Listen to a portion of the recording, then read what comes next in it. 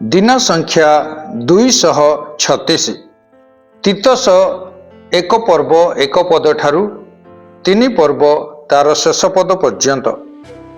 पुणी द्वितीय तिमोथी एक पर्व एक पद ठारू चारि पर्व तार शेष पद पर्यंत। तीतस एक पर्व। पाउल ईश्वरंक दास ओ जीशुख्रीष्टंकर जड़े प्रेरित विश्वासर सहभागिता अनुसार यथार्थ पुत्र तीतसंक निकट को पत्र लिखुअछि। ईश्वरंक मनोनीत लोक माने अनंत जीवनर भरोसा प्राप्त होई जेपरि विश्वास और भक्ति संगत सत्य ज्ञान रे वृद्धि पाती एथि निमंते मु प्रेरित होइअछि। सही अनंत जीवन सत्यवादी ईश्वर अनादि काल पूर्वे प्रतिज्ञा करी यथा समय रे अपना वाक्य प्रचार द्वारा प्रकाश कले। सही वाक्य प्रचार करिवार भार आम्भमानंक त्राणकर्ता ईश्वरंक आज्ञानुसारे मो ठारे समर्पित होइअछि। पिता ईश्वर और आम्भमानंक त्राणकर्ता ख्रीष्ट जीशुंक ठारू अनुग्रह और शांति तुम्भ प्रति हेउ। असंपूर्ण कार्य सबु संपूर्ण करिबाकू पुणी मोहर आदेशानुसारे प्रत्येक नगर रे प्राचीन मानंकु नियुक्त करिबाकू मु कृति रे तुम्भकु छाड़ी आसिले। जो व्यक्ति निर्दोष ओ एक स्त्रीर स्वामी जहांक संतान माने विश्वासी अटंती ओ कदाचरण विषय रे अपवादित किंबा अबाध्य नुहंती तांकु नियुक्त कर। कारण अध्यक्ष ईश्वरंक व्यवर्ता स्वरूपे निर्दोष हेबा आवश्यक। से स्वेच्छाचारी कि आशुक्रोधी कि मद्यपायी कि विवाद प्रिय कि कुश्चित धनलोभर अभिलाषी न होई आतिथ्य प्रिय उत्तम विषयर अनुरागी सुबुद्धि न्यायपरायण साधु और मिताचारी हेउंतु। पुणी जेपरी से हितजनक शिक्षा दे उत्साह देबाकू और विपक्षवादी मानंकु अनुयोग करिबाकू सक्षम हुअंती एथि निमंते प्राप्त शिक्षानुजाई विश्वास योग्य वाक्य को दृढ़ भावरे धरंतु। कारण अनेक अबाध्य लोक असार वाक्यवादी और प्रवंचक अछंती। विशेष रे सुन्नत प्राप्त लोकमानक मध्यरे अछंती। सेमानकर मुख बंद करिवार आवश्यक। सेमाने कुश्चित धनलाभ निमंते अनुपयुक्त शिक्षा दे गोटिए गोटिए परिवार को संपूर्ण रूपे पथभ्रष्ट करंती। सेमानकर जणे सेमानकर स्वजातीय जणे भाववादी कहिअछंती कृतिवासी माने सर्वदा मिथ्यावादी हिंस्रक पशुतुल्य ओ अलसुआ पेटुक अटंती। एही साक्ष्य सत्य। एणु सेमाने जेपरी जिहुदीय कल्पित गल्प पुणी सत्यरु विमुख होइथिबा लोकमानंक आज्ञा प्रति मनोयोगी न होई विश्वास रे सबल हुअंती एथिपाई सेमानंकु दृढ़ भावरे अनुयोग कर। शुचि लोकमानंक निमंते समस्त ही शुचि किंतु कलुषित और अविश्वासी मानंक निमंते कौनसी विषय शुचि नुहे बरं सेमानंक मन और विवेक उभय ही कलुषित। सेमाने ईश्वरंकु जानती बोली स्वीकार करती किंतु सेमानंक कर्म द्वारा ताहांकु अस्वीकार करती। सेमाने घृण्य ओ अबाध्य पुनि समस्त सत्कर्मर अयोग्य। तीतस 2 पर्व। किंतु तुम्भे हितजनक शिक्षार उपयुक्त कथा कुह। वयोधिक पुरुष मानंकु मितभोगी गंभीर आत्मसंयमी पुणी विश्वास प्रेम और धैर्य रे सबल हेबाकू पुणी वयोधिका स्त्री मानंकु सेहीपरि परनिंदुका ओ मद्यपान रे आसक्ता न होई सुधाचारिणी हेबाकू ओ सुशिक्षा देबाकू अनुरोध कर। ईश्वरंक वाक्य जेपरि निंदित न हुए एथि निमंते सेमाने युवती मानंकु पतिव्रता संतान वत्सला आत्मसंयमी सती सुगृहिणी सुशीला और अपना अपना स्वामीर वशीभूता हेबाकू शिक्षा दियंतु। सेहीपरि युवक मानंकु सर्व विषय रे आत्मसंयमी हेबा पाई उत्साह दियो। तुम्भे निजे अपना आचरण रे उत्तमतार आदर्श देखाओ। शिक्षा रे अकृत्रिम ओ गभीर भाव एवं हितजनक अखंडनीय वाक्य प्रकाश कर। ଯେପରି ବିପକ୍ଷ ଲୋକ ଆମ୍ଭମାନଙ୍କ ବିଷୟରେ କୌଣସି ମନ୍ଦ କଥା କହି ନ ପାରି ଲଜ୍ଜିତ ହେବ। ଦାସମାନଙ୍କୁ ଶିକ୍ଷା ଦିଅ ଯେ ସେମାନେ ଆପଣା ଆପଣା କର୍ତ୍ତାମାନଙ୍କର ବଶୀଭୂତ ହୋଇ ରୁହନ୍ତୁ। ସମସ୍ତ ବିଷୟରେ ସେମାନଙ୍କର ସନ୍ତୋଷ ଭାଜନ ହୁଅନ୍ତୁ। ପ୍ରତିବାଦ ନ କରନ୍ତୁ, କିଛି ହିଁ ଚୋରି ନ କରି ବରଂ ସମ୍ପୂର୍ଣ୍ଣ ବିଶ୍ୱସ୍ତତା ପ୍ରକାଶ କରନ୍ତୁ, ଯେପରି ସେମାନେ ସବୁ ବିଷୟରେ ଆମ୍ଭମାନଙ୍କ ତ୍ରାଣକର୍ତ୍ତା ଈଶ୍ୱରଙ୍କ ଶିକ୍ଷାର ଅଳଙ୍କାର ସ୍ୱରୂପ ହୁଅନ୍ତି। କାରଣ ସମସ୍ତ ମାନବର ପରିତ୍ରାଣ ନିମନ୍ତେ ଈଶ୍ୱରଙ୍କ ଅନୁଗ୍ରହ ପ୍ରକାଶିତ ହୋଇଅଛି। ପୁଣି ଆମ୍ଭେମାନେ ଯେପରି ଅଧର୍ମ ଓ ସାଂସାରିକ ଅଭିଳାଷ ପରିତ୍ୟାଗ କରି ଏହି ବର୍ତ୍ତମାନ ଯୁଗରେ ସୁବୁଦ୍ଧି, ଧାର୍ମିକ ଓ ଭକ୍ତ ଭାବରେ ଜୀବନଯାପନ କରୁ, ଆଉ ସେହି ଆନନ୍ଦଦାୟକ ଭରସା ପୁଣି ଆମ୍ଭମାନଙ୍କ ମହାନ ଈଶ୍ୱର ଓ ତ୍ରାଣକର୍ତ୍ତା ଖ୍ରୀଷ୍ଟ ଯୀଶୁଙ୍କ ଗୌରବର ପ୍ରକାଶ ଅପେକ୍ଷାରେ ରହୁ, ଏଥି ନିମନ୍ତେ ଆମ୍ଭମାନଙ୍କୁ ଶିକ୍ଷା ଦେଉଅଛି। ସେହି ଖ୍ରୀଷ୍ଟ ଯୀଶୁ ଆମ୍ଭମାନଙ୍କୁ ସମସ୍ତ ଅଧର୍ମରୁ ମୁକ୍ତ କରିବାକୁ ଓ ଆପଣା ନିମନ୍ତେ ଉତ୍ତମତାରେ ଉଦ୍ଯୋଗୀ ନିଜସ୍ୱ ଲୋକ ସ୍ୱରୂପେ ଶୁଦ୍ଧ କରିବାକୁ ଆମ୍ଭମାନଙ୍କ ନିମନ୍ତେ ଆପଣାକୁ ଦେଲେ। ଏହି ସମସ୍ତ କଥା କହି ପୂର୍ଣ୍ଣ କ୍ଷମତା ସହ ଉତ୍ସାହ ଦିଅ ଓ ଅନୁଯୋଗ କର, କେହି ତୁମ୍ଭକୁ ତୁଚ୍ଛ ନ କରୁ। ତିତସ 3 ପର୍ବ। କର୍ତ୍ତୃପକ୍ଷ ଓ କ୍ଷମତାପ୍ରାପ୍ତ ବ୍ୟକ୍ତିମାନଙ୍କର ବଶୀଭୂତ ହୁଅ ଓ ବାଧ୍ୟ ହେବାକୁ, ପୁଣି ସମସ୍ତ ପ୍ରକାର ସତ୍କର୍ମ କରିବା ନିମନ୍ତେ ପ୍ରସ୍ତୁତ ହେବାକୁ, କାହାରି ନିନ୍ଦା ନ କରିବାକୁ, କାହାରି ବିରୋଧୀ ନ ହେବାକୁ, ମୃଦୁଶୀଳ ହେବାକୁ, ପୁଣି ସମସ୍ତ ଲୋକଙ୍କ ପ୍ରତି ସର୍ବପ୍ରକାରେ କୋମଳ ଭାବ ଦେଖାଇବାକୁ ସେମାନଙ୍କୁ ସ୍ମରଣ କରାଅ। କାରଣ ପୂର୍ବେ ଆମ୍ଭେମାନେ ମଧ୍ୟ ନିର୍ବୋଧ ଓ ବାଧ୍ୟ, ଭ୍ରାନ୍ତ, ପୁଣି ନାନା ପ୍ରକାର କୁଅଭିଳାଷ ଓ ସୁଖଭୋଗର ଦାସ ଥିଲୁ। ହିଂସା ଓ ଈର୍ଷାରେ କାଳକ୍ଷେପଣ କରୁଥିଲୁ, ଆଉ ଘୃଣାର ପାତ୍ର ହୋଇ ପରସ୍ପରକୁ ଘୃଣା କରୁଥିଲୁ। କିନ୍ତୁ ଯେତେବେଳେ ଆମ୍ଭମାନଙ୍କ ତ୍ରାଣକର୍ତ୍ତା ଈଶ୍ୱରଙ୍କ ଦୟା ଓ ମାନବ ଜାତି ପ୍ରତି ତାହାଙ୍କର ପ୍ରେମ ପ୍ରକାଶିତ ହେଲା, ସେତେବେଳେ ସେ ଆମ୍ଭମାନଙ୍କ କୃତ ଧର୍ମକର୍ମ ସକାଶେ ନୁହେଁ, ମାତ୍ର ଆପଣାର ଦୟାନୁସାରେ ପୂର୍ବ ଜନ୍ମର ପ୍ରକ୍ଷାଳନ ଓ ପବିତ୍ର ଆତ୍ମାଙ୍କ ନୂତନୀକରଣ ଦ୍ୱାରା ଆମ୍ଭମାନଙ୍କୁ ପରିତ୍ରାଣ କରିଅଛନ୍ତି। ସେହି ଆତ୍ମାଙ୍କୁ ସେ ଆମ୍ଭମାନଙ୍କ ତ୍ରାଣକର୍ତ୍ତା ଯୀଶୁଖ୍ରୀଷ୍ଟଙ୍କ ଦ୍ୱାରା ପ୍ରଚୁର ରୂପେ ଆମ୍ଭମାନଙ୍କ ଉପରେ ଢାଳିଦେଲେ, ଯେପରି ଆମ୍ଭେମାନେ ତାହାଙ୍କ ଅନୁଗ୍ରହରେ ଧାର୍ମିକ ଗଣିତ ହୋଇ ଭରସାନୁସାରେ ଅନନ୍ତ ଜୀବନର ଅଧିକାରୀ ହେବୁ। ଏହି କଥା ବିଶ୍ୱାସ୍ୟ, ଆଉ ଯେପରି ଈଶ୍ୱରଙ୍କଠାରେ ବିଶ୍ୱାସକାରୀମାନେ ସମସ୍ତ ସତ୍କର୍ମରେ ବ୍ୟାପୃତ ରହିବାକୁ ମନୋଯୋଗୀ ହୁଅନ୍ତି, ଏଥି ନିମନ୍ତେ ଏହି ସମସ୍ତ ବିଷୟରେ ଦୃଢ଼ ରୂପେ ଶିକ୍ଷା ଦିଅ ବୋଲି ମୋହର ଇଚ୍ଛା। ଏହି ସମସ୍ତ ବିଷୟ ମନୁଷ୍ୟମାନଙ୍କ ପକ୍ଷରେ ଉତ୍ତମ ଓ ହିତଜନକ। କିନ୍ତୁ ବିତଣ୍ଡା, ବାଦାନୁବାଦ, ବଂଶାବଳୀ, ବିରୋଧ ଓ ବ୍ୟବସ୍ଥା ବିଷୟକ ବାଗ୍ଯୁଦ୍ଧରୁ ଅନ୍ତର ହୁଅ, କାରଣ ସେହି ସବୁ କ୍ଷତିଜନକ ଓ ଅସାର। ଯେଉଁ ଲୋକ ଭ୍ରାନ୍ତ ମତାବଲମ୍ବୀ, ତାହାକୁ ଥରେ ଦୁଇଥର ଅନୁଯୋଗ କଲା ଉତ୍ତାରେ ତାହାଠାରୁ ପୃଥକ ହୁଅ। ଏହିପରି ଲୋକ ଯେ ପଥଭ୍ରଷ୍ଟ ହୋଇଅଛି ଓ ପାପ କରି ଆପଣାକୁ ଆପେ ଦୋଷୀ କରେ, ଏହା ତ ତୁମ୍ଭେ ଜାଣ। ଯେତେବେଳେ ମୁଁ ତୁମ୍ଭ ନିକଟକୁ ଆର୍ତ୍ତେମା କିମ୍ବା ତୁଖିକଙ୍କୁ ପଠାଇବି, ସେତେବେଳେ ନିକୋପୋଲିକୁ ମୋ ନିକଟକୁ ଆସିବା ପାଇଁ ଯତ୍ନ କର, କାରଣ ସେଠାରେ ଶୀତକାଳ କ୍ଷେପଣ କରିବାକୁ ମୁଁ ସ୍ଥିର କରିଅଛି। ବ୍ୟବସ୍ଥା ଶାସ୍ତ୍ରଜ୍ଞ ଜିନା ଓ ଆପୋଲୋଙ୍କୁ ଯତ୍ନପୂର୍ବକ ବାଟ ବଳାଇ ଦିଅ, ଯେପରି ସେମାନଙ୍କର କୌଣସି ଅଭାବ ନ ହୁଏ। ଆମ୍ଭମାନଙ୍କ ଲୋକମାନେ ମଧ୍ୟ ପ୍ରୟୋଜନୀୟ ଉପକାର ନିମନ୍ତେ ସତ୍କର୍ମରେ ବ୍ୟାପୃତ ରହିବାକୁ ଶିଖନ୍ତୁ, ଯେପରି ସେମାନେ ଫଳହୀନ ନ ହୁଅନ୍ତି। ମୋ ସାଙ୍ଗରେ ଥିବା ସମସ୍ତେ ତୁମ୍ଭକୁ ନମସ୍କାର ଜଣାଉଅଛନ୍ତି। ବିଶ୍ୱାସ ସମ୍ବନ୍ଧରେ ଯେଉଁମାନେ ଆମ୍ଭମାନଙ୍କୁ ସ୍ନେହ କରନ୍ତି, ସେମାନଙ୍କୁ ନମସ୍କାର ଜଣାଅ। ତୁମ୍ଭ ସମସ୍ତଙ୍କ ପ୍ରତି ଅନୁଗ୍ରହ ବର୍ତ୍ତୁ। 2 ତିମୋଥୀ 1 ପର୍ବ।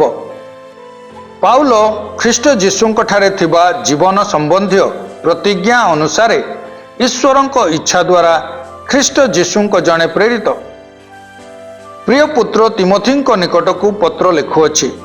ପିତା ଈଶ୍ୱର ଓ ଆମ୍ଭମାନଙ୍କ ପ୍ରଭୁ ଖ୍ରୀଷ୍ଟ ଯୀଶୁଙ୍କଠାରୁ ଅନୁଗ୍ରହ दया और शांति तुम्भ प्रति हेउ। मोहर पितृपुरुष मानक मतानुसारे शुद्ध विवेकरे मु जेउ ईश्वरंकर उपासना करे दिवारात्र मोहर प्रार्थना रे निरंतर तुम्भर नाम उल्लेख करी मु ताहांकु धन्यवाद देइथाए। मु जेपरी आनंदरे परिपूर्ण हुए एथि निमंते तुम्भर लोतक स्मरण करी तुम्भकु देखिबा पाई एकांत इच्छा करूअछि। कारण जो अकपट विश्वास तुम्भर माता मही लोई और तुम्भर माता यूनिकिंग ठारे थिला पुणी तुम्भठारे मध्य अछि बोली मोहर दृढ़ विश्वास तुम्भर सही अकपट विश्वास विषय रे मु संवाद पाइअछि। एही कारणरू मु तुम्भकु स्मरण कराउछि जे तुम्भठारे ईश्वरंकर जेउ अनुग्रह दान अछि ताहा पुनः प्रज्वलित कर। कारण ईश्वर आंभमानकु भीरुतार आत्मा देई नाहांती मात्र शक्ति प्रेम और सुबुद्धिर आत्मा देई अछंती। अतएव आंभमानक प्रभुंक संबंध रे साक्ष्य देवा विषय रे कियो बा ताहांक निमंते बंदी जे मु मो विषय रे लज्जित न हुओ बरं ईश्वरंक शक्ति अनुसार सुसमाचार निमंते मो सहित क्लेश सह्य कर। से आंभमानकु परित्राण करियछंती ओ पवित्र आह्वान रे आह्वान करियछंती।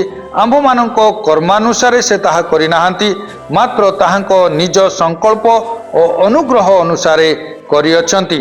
सही अनुग्रह अनादि काल पूर्वे ख्रीष्ट जीशुंक ठारे आंभमानकु प्रदत्त होइथिला किंतु एबे आंभमानक त्राणकर्ता ख्रीष्ट जीशुंकर आविर्भाव द्वारा प्रकाशित होइअछि। से मृत्यु को लोप करियछंती पुणी सुसमाचार द्वारा जीवन और अमरता को आलोक रे प्रकाश करियछंती। सही सुसमाचारर मु जने प्रचारक प्रेरित और शिक्षक स्वरूपे नियुक्त होइअछि।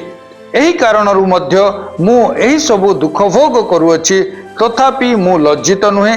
कारण मु जहांक ठारे विश्वास करिअछि ताहांकु जाने पुणी मु ताहांक हस्तरे जहा समर्पण करिअछि ताहा महादिन पर्यंत सुरक्षा करने से जे समर्थ अटंती यह दृढ़ रूपे विश्वास करुअछि। मो ठारू जो सबु हितजनक वाक्य शुणियछ ख्रीष्ट जीशुंक संबंधी विश्वास और प्रेम रे ताहा आदर्श रूपे धरि रख। तुम्भ हस्तरे समर्पित जो उत्तम विषय ताहा आंभमानक ठारे वास करुथुवा पवित्र आत्मांक द्वारा सुरक्षा कर। आसियार समस्त लोक जे मो प्रति विमुख होइअछंती यह तुम्हे जान। फुगेलो और हर्मोगेना सेमानक मध्यरे अंतर्गत। अनिसिफरंक परिवार को प्रभु दया करंतु कारण से बारंबार मते सांत्वना करियछंती पुणी मोहर श्रृंखल संबंध रे लज्जित होई नाहांती बरं से रोम रे थिबा समय रे मते जत्न सहकारे अन्वेषण करी मो सहित साक्षात कले। महादिन रे से जेपरी प्रभुंक ठारू दया प्राप्त हुअंती यह प्रभु ताहांक प्रति अनुग्रह करंतु। आउ एफिसरे से किपरि अनेक सेवा करियछंती ताहा तुम्भे उत्तम रूपे जान। द्वितीय तिमोथी 2 पर्व। अतएव हे मोहर वश्य ख्रीष्ट जीशुंक प्रदत्त अनुग्रह रे बलवान हुओ। आउ अनेक साक्षींक साक्षात रे जो सबु वाक्य मो ठारू शुणियछ जो माने अन्य मानकु मध्य शिक्षा देबाकु समर्थ एपरि विश्वस्त लोकमानक निकटरे सही सबु अर्पण कर। ख्रीष्ट जीशुंकर जने उत्तम योद्धा परी मो सहित क्लेश सह्य कर। कौनसी लोक सैन्य कार्य करी संसारर अन्य कार्य निजकु आबद्ध करे नाही जेपरी सैन्य पदरे निजोगकर्तांकु से संतुष्ट करिपारे। आहुरी मध्य जदि जने लोक क्रीडारे प्रतिद्वंदिता करे से नियमानुसारे ताहा न कले मुकुट प्राप्त हुए नाही। जो कृषक परिश्रम करे से प्रथमे फलर अंश पाइबा उचित। मु जहा कहुअछि ताहा विवेचना कर। प्रभु समस्त विषय रे तुम्भकु बुद्धि देवे। मो द्वारा प्रचारित सुसमाचार अनुसारे मृतमानक मध्यरु उत्थित और दाऊदंकर वंशजात जीशुख्रीष्टंकु स्मरण कर।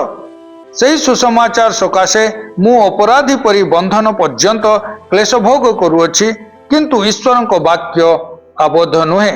अतएव मनोनीत लोक माने मध्य जेपरी अनंत गौरव सहित ख्रीष्ट जीशुंक दत्त परित्राण प्राप्त हुअंती एथिपाई मु समानंक निमंते समस्त विषय धैर्य धरी सह्य करुअछि। ଏହି ବାକ୍ୟ ବିଶ୍ୱାସ୍ୟ। ଯଦି ଆମ୍ଭେମାନେ ତାହାଙ୍କ ସହିତ ମୃତ୍ୟୁଭୋଗ କରିଅଛୁ ତେବେ ତାହାଙ୍କ ସହିତ ମଧ୍ୟ ସଜୀବ ହେବା। ଯଦି ଆମ୍ଭେମାନେ ଧୈର୍ଯ୍ୟ ଧରି ସହ୍ୟ କରୁ ତେବେ ତାହାଙ୍କ ସହିତ ମଧ୍ୟ ରାଜତ୍ୱ କରିବା। ଯଦି ଆମ୍ଭେମାନେ ତାହାଙ୍କୁ ଅସ୍ୱୀକାର କରୁ ତେବେ ସେ ମଧ୍ୟ ଆମ୍ଭମାନଙ୍କୁ ଅସ୍ୱୀକାର କରିବେ। ଯେବେ ଆମ୍ଭେମାନେ ଅବିଶ୍ୱସ୍ତ ହେଉ ତେବେ ସୁଦ୍ଧା ସେ ସର୍ବଦା ବିଶ୍ୱସ୍ତ, କାରଣ ସେ ଆପଣାକୁ ଅସ୍ୱୀକାର କରିପାରନ୍ତି ନାହିଁ। ଏହି ସମସ୍ତ କଥା ସ୍ମରଣ କରାଇ ଶ୍ରୋତାମାନଙ୍କର ଅହିତକର ଓ ବିନାଶଜନକ ବାକ୍ଯୁଦ୍ଧ ନ କରିବାକୁ ସେମାନଙ୍କୁ ପ୍ରଭୁଙ୍କ ସାକ୍ଷାତରେ ଦୃଢ଼ ରୂପେ ଆଜ୍ଞା ଦିଅ। ସତ୍ୟ ବାକ୍ୟ ଯଥାର୍ଥ ରୂପେ ବ୍ୟବହାର କରି ଯେଉଁ କାର୍ଯ୍ୟକାରୀର ଲଜ୍ଜାବୋଧ କରିବା ଆବଶ୍ୟକ ନୁହେଁ, ତାହାର ପରି ଈଶ୍ୱରଙ୍କ ନିକଟରେ ଆପଣାକୁ ପରୀକ୍ଷା ସିଦ୍ଧ ଦେଖାଇବାକୁ ଯତ୍ନ କର। କିନ୍ତୁ ଅସାର ବକୁଆପଣରୁ ପୃଥକ ରୁହ, କାରଣ ଯେଉଁମାନେ ସେଥିରେ ଲିପ୍ତ ହେବେ ସେମାନେ ଅଧର୍ମରେ ଅଧିକ ବୃଦ୍ଧି ପାଇବେ, ଆଉ ସେମାନଙ୍କର କଥା ପଚା ଘା ପରି ଖାଇଯିବ। ସେମାନଙ୍କ ମଧ୍ୟରେ ହୁମନାୟ ଓ ଫିଲିତ ଅନ୍ୟତମ। ସେମାନେ ପୁନରୁତ୍ଥାନ ହୋଇଗଲାଣି ବୋଲି କହି ସତ୍ୟଭ୍ରଷ୍ଟ ହୋଇଅଛନ୍ତି, ପୁଣି କେତେକଙ୍କର ବିଶ୍ୱାସ ଓଲଟାଇ ପକାଉଅଛନ୍ତି। ତଥାପି ଈଶ୍ୱରଙ୍କ ସ୍ଥାପିତ ସୁଦୃଢ଼ ଭିତ୍ତିମୂଳ ଅଟଳ ରହିଅଛି, ଆଉ ତହିଁ ଉପରେ ଏହା ମୁଦ୍ରାଙ୍କିତ ହୋଇଅଛି। ପ୍ରଭୁ ଆପଣା ଲୋକମାନଙ୍କୁ ଜାଣନ୍ତି, ଆଉ ଯେ କେହି ପ୍ରଭୁଙ୍କର ନାମ ଧରେ ସେ ଅଧର୍ମରୁ ଦୂରରେ ରହୁ। ଗୋଟିଏ ବଡ଼ ଘରେ ଯେ କେବଳ ସୁନା ଓ ରୂପାର ପାତ୍ର ଥାଏ ତାହା ନୁହେଁ, ମାତ୍ର କାଠ ଓ ମାଟିର ପାତ୍ର ମଧ୍ୟ ଥାଏ। କେତେକ ସମାଦର ଓ କେତେକ ଅନାଦର ନିମନ୍ତେ ଥାଏ। ଅତଏବ ଯଦି କେହି ସେହି ସମସ୍ତଙ୍କ ଠାରୁ ଆପଣାକୁ ପରିଷ୍କାର କରେ, ତାହାହେଲେ ସେ ପବିତ୍ରୀକୃତ କର୍ତ୍ତାଙ୍କ ବ୍ୟବହାର ପାଇଁ ଉପଯୁକ୍ତ, ପୁଣି ସମସ୍ତ ଉତ୍ତମ କାର୍ଯ୍ୟ ନିମନ୍ତେ ପ୍ରସ୍ତୁତ, ଏପରି ଏକ ସମାଦରର ପାତ୍ର ହେବ। କିନ୍ତୁ ତୁମ୍ଭେ ଯୌବନ କାଳର ଅଭିଳାଷରୁ ପଳାୟନ କରି ଯେଉଁମାନେ ଶୁଚି ହୃଦୟରେ ପ୍ରଭୁଙ୍କ ନିକଟରେ ପ୍ରାର୍ଥନା କରନ୍ତି ସେମାନଙ୍କ ସହିତ ଧାର୍ମିକତା, ବିଶ୍ୱାସ, ପ୍ରେମ ଓ ଶାନ୍ତିର ଅନୁଗାମୀ ହୁଅ। ନିର୍ବୋଧ ଓ ବିତଣ୍ଡା ବାଦାନୁବାଦ ଯେ ବିରୋଧ ଜନ୍ମାଏ, ଏହା ଜାଣି ସେହି ସବୁ ଅଗ୍ରାହ୍ୟ କର। ପ୍ରଭୁଙ୍କ ଦାସ ବିରୋଧ କରିବା ଉଚିତ ନୁହେଁ, ମାତ୍ର ସମସ୍ତଙ୍କ ପ୍ରତି କୋମଳ ଶିକ୍ଷାଦାନରେ ନିପୁଣ ଓ ସହିଷ୍ଣୁ ହେବା ଏବଂ ବିରୋଧୀମାନଙ୍କୁ ମୃଦୁ ଭାବରେ ଶାସନ କରିବା ଉଚିତ। ତାହା ହେଲେ କେଜାଣି ଈଶ୍ୱର ସେମାନଙ୍କୁ ସତ୍ୟ ସମ୍ବନ୍ଧରେ ଜ୍ଞାନ ପ୍ରାପ୍ତ ହେବା ପାଇଁ ମନ ପରିବର୍ତ୍ତନ ରୂପ ବର ଦେବେ, ଆଉ ଯେଉଁ ଶୟତାନ ସେମାନଙ୍କୁ ତାହାର ଇଚ୍ଛା ସାଧନ କରିବା ନିମନ୍ତେ ବନ୍ଦୀ କରିଅଛି ସଚେତନ ହୋଇ ତାହାର ଫାନ୍ଦରୁ ମୁକ୍ତ ହେବେ। ଦ୍ୱିତୀୟ ତିମୋଥୀ 3 ପର୍ବ।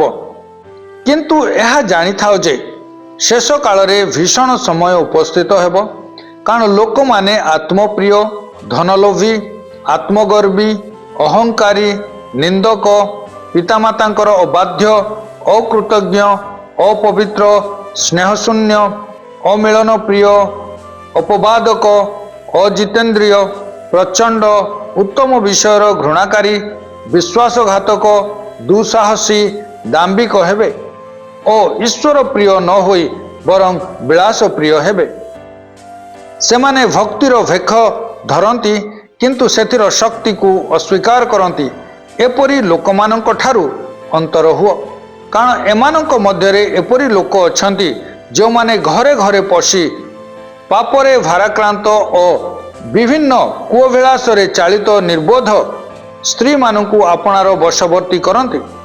ଏହି ସ୍ତ୍ରୀ ଲୋକମାନେ ସର୍ବଦା ଶିକ୍ଷା କରୁଥିଲେ ହେଁ ସତ୍ୟ ଜାଣିବା ପାଇଁ କଦାପି ସମର୍ଥ ହୁଅନ୍ତି ନାହିଁ। ଆଉ ଯେପରି ଜନ୍ନିସ୍ ଓ ଜମ୍ରିସ୍ ମୋଶାଙ୍କର ପ୍ରତିରୋଧ କରିଥିଲେ, ସେହିପରି ଏହି ପୁରୁଷମାନେ ମଧ୍ୟ ସତ୍ୟର ପ୍ରତିରୋଧ କରନ୍ତି। ଏମାନେ ଭ୍ରଷ୍ଟମନା ହୋଇ ବିଶ୍ୱାସ ସମ୍ବନ୍ଧରେ ପ୍ରମାଣ ସିଦ୍ଧ ନୁହନ୍ତି, କିନ୍ତୁ ସେମାନେ ଆଉ ଅଧିକ ଅଗ୍ରସର ହେବେ ନାହିଁ, କାରଣ ସେହି ଦୁଇ ଜଣଙ୍କର ମୂଢ଼ପଣ ଯେପରି ପ୍ରକାଶ ପାଇଥିଲା, ସେହିପରି ଏମାନଙ୍କର ମଧ୍ୟ ସମସ୍ତଙ୍କ ନିକଟରେ ସୁସ୍ପଷ୍ଟ ହେବ। କିନ୍ତୁ ତୁମ୍ଭେ ମୋହର ଶିକ୍ଷା, ଆଚାର ବ୍ୟବହାର, ସଂକଳ୍ପ, ବିଶ୍ୱାସ, ସହିଷ୍ଣୁତା, ପ୍ରେମ, ଧୈର୍ଯ୍ୟ, ତାଡ଼ନା ଓ ଦୁଃଖଭୋଗର ଅନୁଗାମୀ ହୋଇଅଛ। ଆନ୍ତିଓଖିଆ, ଇକୋନିୟ ଓ ଲୁସ୍ତ୍ରାରେ ମୋ ପ୍ରତି ସେପରି ତାଡ଼ନା ଘଟିଥିଲା, ମୁଁ ତାହା ସହ୍ୟ କରିଥିଲି। ଆଉ ପ୍ରଭୁ ମୋତେ ସେ ସବୁରୁ ଉଦ୍ଧାର କରିଥିଲେ। ପ୍ରକୃତରେ ଯେଉଁମାନେ ଖ୍ରୀଷ୍ଟ ଯୀଶୁଙ୍କ ସହଭାଗିତାରେ ଧର୍ମ ଜୀବନଯାପନ କରିବାକୁ ଇଚ୍ଛା କରନ୍ତି ସେମାନେ ତାଡ଼ନା ଭୋଗ କରିବେ। କିନ୍ତୁ ଦୁଷ୍ଟ ଲୋକେ ଓ ପ୍ରବଞ୍ଚକମାନେ ଭ୍ରାନ୍ତି ଜନ୍ମାଇ ଓ ଭ୍ରାନ୍ତ ହୋଇ ଅଧିକରୁ ଅଧିକ ଦୁଷ୍ଟ ହୋଇ ଉଠିବେ। କିନ୍ତୁ ତୁମ୍ଭେ ଯାହା ଯାହା ଶିକ୍ଷା କରିଅଛ ଆଉ ଯେ ସମସ୍ତ ବିଷୟର ନିଶ୍ଚିତ ବୋଧ ପାଇଅଛ ସେ ସବୁରେ ସ୍ଥିର ହୋଇ ରହିଥାଅ, କାରଣ ତୁମ୍ଭେ ଜାଣୁଅଛ କେଉଁମାନଙ୍କ ଠାରୁ ସେହିସବୁ ଶିକ୍ଷା କରିଅଛ। ପୁଣି ଯେଉଁ ଧର୍ମଶାସ୍ତ୍ର ଖ୍ରୀଷ୍ଟ ଯୀଶୁଙ୍କଠାରେ ବିଶ୍ୱାସ ଦ୍ୱାରା ତୁମ୍ଭକୁ ପରିତ୍ରାଣଜନକ ଜ୍ଞାନ ଦେବାକୁ ସମର୍ଥ, ତାହା ତୁମ୍ଭେ ବାଲ୍ୟକାଳରୁ ଜ୍ଞାତ ଅଛ। ସମସ୍ତ ଶାସ୍ତ୍ର ଈଶ୍ୱର ନିଶ୍ୱାସିତ ଏବଂ ଶିକ୍ଷା, ଅନୁଯୋଗ, ସଂଶୋଧନ ଓ ଧାର୍ମିକତା ସମ୍ବନ୍ଧୀୟ ଶାସନ ନିମନ୍ତେ ଉପକାରୀ, ଯେପରି ଈଶ୍ୱରଙ୍କ ଲୋକ ସିଦ୍ଧ ହୋଇ ସମସ୍ତ ଉତ୍ତମ କାର୍ଯ୍ୟ ନିମନ୍ତେ ସୁସଜ୍ଜିତ ହୁଏ। ଦ୍ୱିତୀୟ ତିମୋଥୀ 4 ପର୍ବ।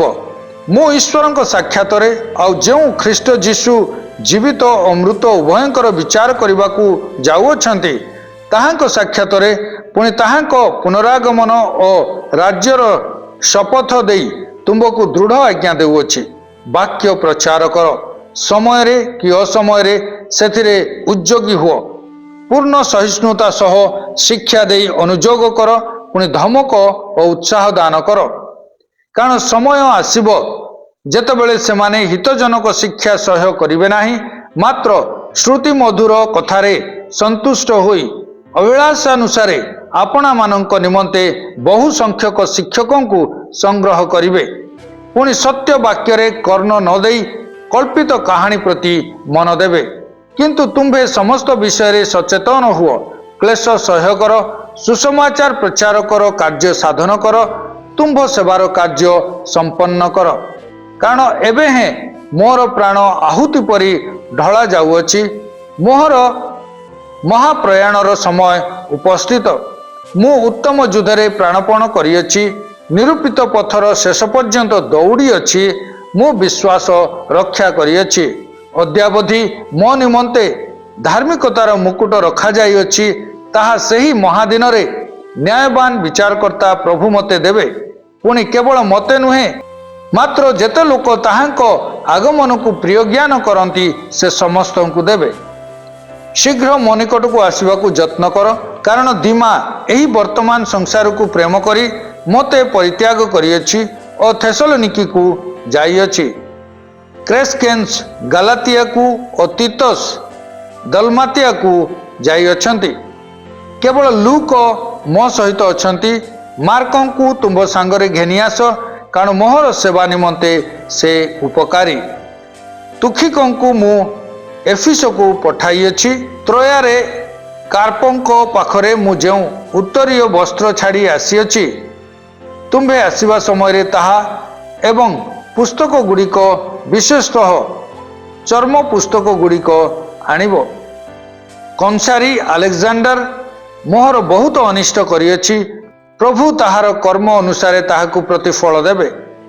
ତୁମ୍ଭେ ମଧ୍ୟ ତାହାଠାରୁ ସାବଧାନ ଥାଅ, କାରଣ ସେ ଆମ୍ଭମାନଙ୍କ ବାକ୍ୟର ଘୋର ପ୍ରତିରୋଧ କରିଥିଲା।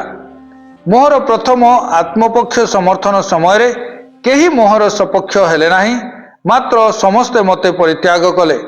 ଏହା ସେମାନଙ୍କ ବିରୁଦ୍ଧରେ ଗଣିତ ନ ହେଉ, କିନ୍ତୁ ପ୍ରଭୁ ମୋହର ସପକ୍ଷ ହୋଇ ମୋତେ ବଳବାନ କଲେ। ପୁଣି ମୁଁ ସିଂହ ମୁଖରୁ ରକ୍ଷା ପାଇଲି, ଯେପରି ମୋ ଦ୍ୱାରା ସୁସମାଚାର ସମ୍ପୂର୍ଣ୍ଣ ରୂପେ ପ୍ରଚାରିତ ହୋଇପାରେ ଓ ବିଜାତି ସମସ୍ତେ ତାହା ଶ୍ରବଣ କରିପାରନ୍ତି।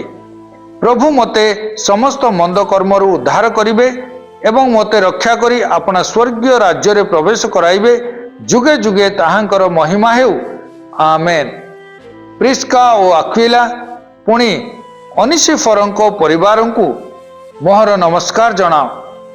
ଏରାଷ୍ଟ କରିନ୍ଥରେ ରହିଅଛନ୍ତି, କିନ୍ତୁ ତ୍ରଫିମ ପୀଡ଼ିତ ହେବାରୁ ମୁଁ ତାଙ୍କୁ ମିଲିତରେ ଛାଡ଼ିଦେଇ ଆସିଅଛି। ତୁମ୍ଭେ ଶୀତକାଳ ପୂର୍ବରୁ ଆସିବାକୁ ଯତ୍ନ କର। ୟୁବୁଲ, ପୁଦେନ୍ସ, ଲିନ୍, କ୍ଲୌଦିଆ ଓ ଭାଇମାନେ ସମସ୍ତେ ତୁମକୁ ନମସ୍କାର ଜଣାଉଅଛନ୍ତି। ପ୍ରଭୁ ତୁମ୍ଭ ଆତ୍ମାର ସହବର୍ତ୍ତୀ ହେଉନ୍ତୁ। ତୁମ୍ଭମାନଙ୍କ ପ୍ରତି ଅନୁଗ୍ରହ ବର୍ତ୍ତୁ। ଆସନ୍ତୁ ଆମ୍ଭେମାନେ ପଠିତ ଶାସ୍ତ୍ରାଂଶ ଗୁଡ଼ିକର ସାରାଂଶକୁ ଚିନ୍ତା କରିବା। ତିତସଙ୍କ ଲିଖିତ ପତ୍ରକୁ ମଧ୍ୟ ପାଉଲ ତାଙ୍କର ଚତୁର୍ଥ ମିଶନାରୀ ଯାତ୍ରା ସମୟରେ ଲେଖିଥିଲେ। ତିତସ ଜଣେ ଗ୍ରୀକ୍ ଲୋକ ଥିଲେ। ସେ ସେହି ଶିଷ୍ୟ ଯାହାଙ୍କର ପରିଚୟ ପାଉଲ ବିଶ୍ୱାସର ସହଭାଗିତା ଅନୁସାରେ ମୋହର ଯଥାର୍ଥ ପୁତ୍ର ବୋଲି ଦିଅନ୍ତି। ତିତସ ଯାହାଙ୍କୁ ପାଉଲ କ୍ରିତିରେ ଛାଡ଼ି ଆସିଥିଲେ ତାହାଙ୍କୁ ସେ ପତ୍ର ମାଧ୍ୟମରେ ସେବା କାର୍ଯ୍ୟ ବିଷୟରେ ଶିକ୍ଷା ଦିଅନ୍ତି।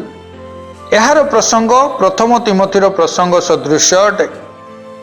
ବ୍ୟର୍ଥ କାହାଣୀର ବଂଶାବଳୀ ଯାହା ଏଫିସିୟ ମଣ୍ଡଳୀର ଏକ ସମସ୍ୟା ଥିଲା, ତାହାର ମାଧ୍ୟମରେ ପାଉଲ ମାଣ୍ଡଳିକ ଜୀବନର ଏକ ଉଦାହରଣକୁ ଉପସ୍ଥାପନ କରନ୍ତି। ଏଥିସହିତ ପ୍ରାଚୀନମାନଙ୍କର ଅବସ୍ଥା ବା ପରିସ୍ଥିତି, ଲୋକମାନେ ଅନୁଚିତ ଉଠାଉଥିବା ବିଷୟ ଓ ଜିହୁଦୀ ମତାବଲମ୍ବୀମାନଙ୍କ ବିଷୟରେ ମଧ୍ୟ ଆଲୋଚନା କରନ୍ତି।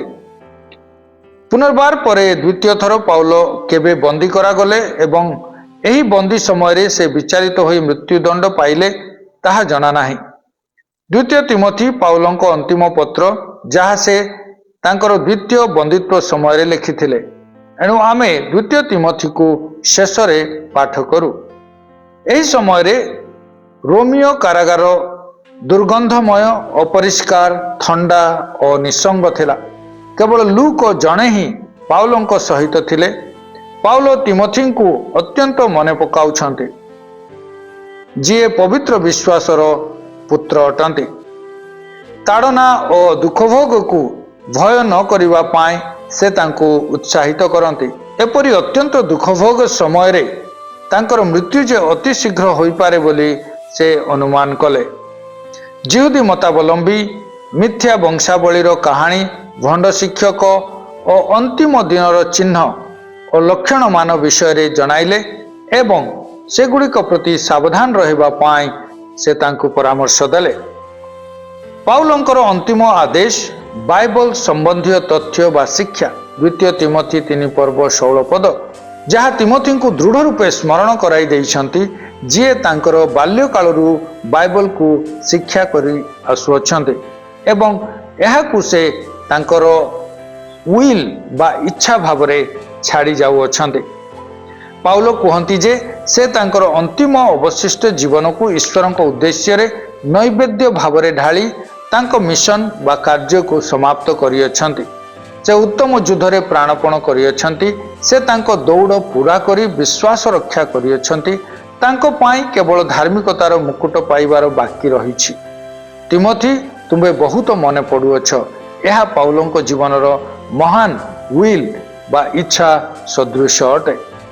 ଆଜିର ପଠନରେ ପ୍ରଭୁ ଆମ ପ୍ରତ୍ୟେକଙ୍କୁ ଆଶୀର୍ବାଦ କରନ୍ତୁ।